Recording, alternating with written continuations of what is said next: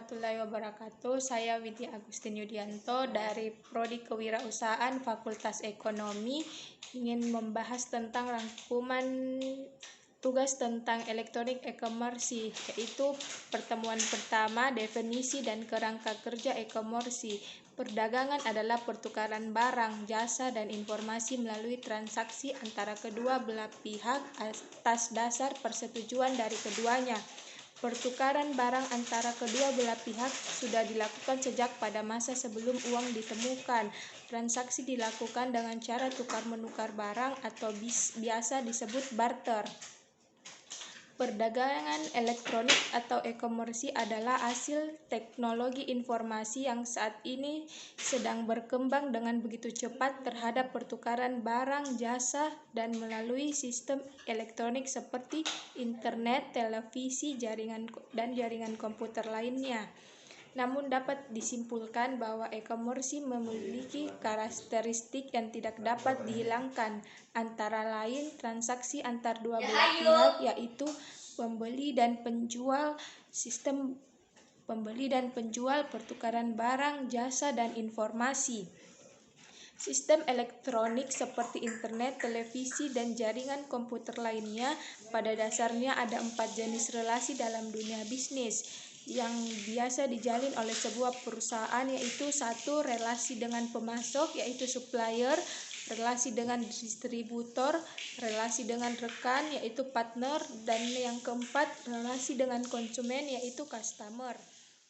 Kedua yaitu tentang filosofi peranan elektronik e-commerce dan kerangka bisnis perusahaan. Kesalahan terbesar yang sering dilakukan para praktisi bisnis adalah mendefinisikan e-commerce sebagai cara menjual produk atau jasa di internet. Tentu saja pengertian ini merupakan hal yang sangat sempit jika dilihat dari karakteristik dan potensi bisnis yang ditawarkannya. Secara prinsip, potensi e-commerce berada dalam sebuah spektrum dengan dua buah titik ekstrem. Titik ekstrem pertama adalah kemampuan e-commerce untuk menjadi flower, dalam arti kata menirukan bagaimana bisnis konvensional dilakukan ke dalam sebuah arena baru di dunia maya. Misalnya yaitu pasar tradisional yang merupakan tempat bertemunya secara fisik antar penjual dan calon pembeli, digantikan oleh pasar virtual yang mempertemukan mereka yang terkoneksi ke jaringan internet. Yang kedua, uang kertas atau receh yang biasa dipergunakan sebagai alat pembayaran yang sah, digantikan oleh uang digital, yaitu digital money. Yang ketiga, tanda tangan atau farap yang biasa dilakukan menjadi bukti keabsahan suatu transaksi secara umum, digantikan oleh tanda tangan digital, yaitu digital signature. Dan yang keempat adalah produk-produk semacam dokumen, teks, gambar, audio, dan video yang biasanya dijual secara fisik melalui berbagai medium penyimpanan, telah dapat diubah menjadi serangkaian kode digital yang siap ditransfer kapan saja, dan lain-lain sebagainya. Yaitu mekanisme elektronik dan e-commerce dalam dunia bisnis. E-commerce sebenarnya cukup mudah karena tidak jauh berbeda dengan memahami bagaimana perdagangan atau bisnis selama ini dijalankan. Yang membedakannya adalah dilibatkannya teknologi komputer dan telekomunikasi secara insentif sebagai sarana untuk melakukan dua hal utama, yaitu yang pertama, mengelola data mentah menjadi informasi yang dapat dimanfaatkan bersama oleh para pelaku bisnis dan dokumen. Yang kedua, mendistribusikan data atau informasi tersebut secara tepat dan efisien ke seluruh komponen bisnis yang membutuhkan. Dan pertemuan keempat yaitu 4 tipe aplikasi elektronik e-commerce, yaitu yang pertama market, customer care, vendors management, dan extension supply client. Dan materi kelima yaitu proses bisnis dalam kerangka elektronik e-commerce. Yaitu aktivitas perdagangan konvensional tidak jauh berbeda dengan perdagangan berbasis elektronik. Berbagai tahap-tahap yang dilalui dalam aktivitas tertentu menjadikan istilah ini disebut e-commerce proses bisnis. Proses bisnis pertama di dalam sistem e-commerce ini dinamakan sebagai information sharing. Prinsip penjual di dalam proses ini adalah untuk mencari dan menjaring calon pembeli sebanyak-banyaknya. Sementara prinsip pembeli adalah berusaha sedapat mungkin mencari produk atau jasa yang diinginkannya dan mencoba untuk mencari tahu penilaian orang lain terhadap produk atau jasa tersebut. Dan yang kelima yaitu evolusi elektronik bisnis di perusahaan.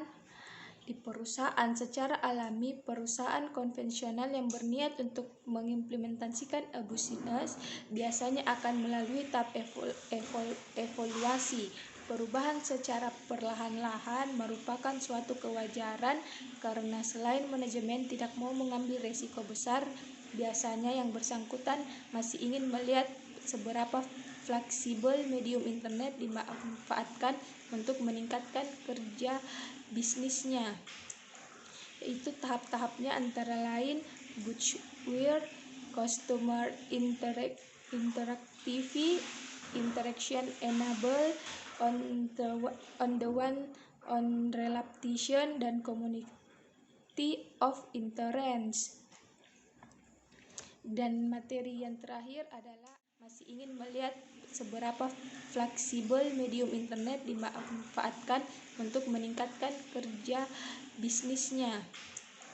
Yaitu tahap-tahapnya antara lain Bouchware, Customer Interactivity, Interaction Enable, on Relation, dan Community of Interest. Dan materi yang terakhir adalah arsitektur bisnis dan teknologi dalam pengembangan elektronik e-commerce. Dalam berbagai teori manajemen dikatakan bahwa skenario pengembangan teknologi informasi harus sejalan dengan strategis bisnis perusahaan. Sejalan dalam arti kata bahwa dalam tataran strategis dan aktivitas operasional, pengembangan teknologi informasi harus berbeda dalam kerangka arsitektur bisnis perusahaan. Eberhard Riches mendefinisikan arsitektur bisnis perusahaan sebagai pembangunan antara 3 komponen besar, yaitu organisasi, proses, dan teknologi. Memahami keberadaan dalam kerangka bisnis perusahaan bukanlah merupakan suatu hal yang mudah. Vince Barabs dan General Motors mengatakan bahwa diperlukan suatu kemampuan berpikir secara lateral untuk dapat memahami karakteristik dan peluang-peluang bisnis yang ditawarkan. Setelah memahami segala kemungkinan yang ditawarkan untuk pertumbuhan perusahaan, langkah selanjutnya adalah memahami bagaimana kemungkinan-kemungkinan tersebut secara operasional dapat diwujudkan. Kunci dari prosedur pelaksanaan strategis adalah terletak pada proses bisnis, yaitu business process. Setelah menentukan jenis proses bisnis yang ingin diterapkan dalam perusahaan, langkah selanjutnya adalah menentukan komponen-komponen objek bisnis, yaitu model aplikasi yang diperlukan untuk membangun model bisnis tersebut.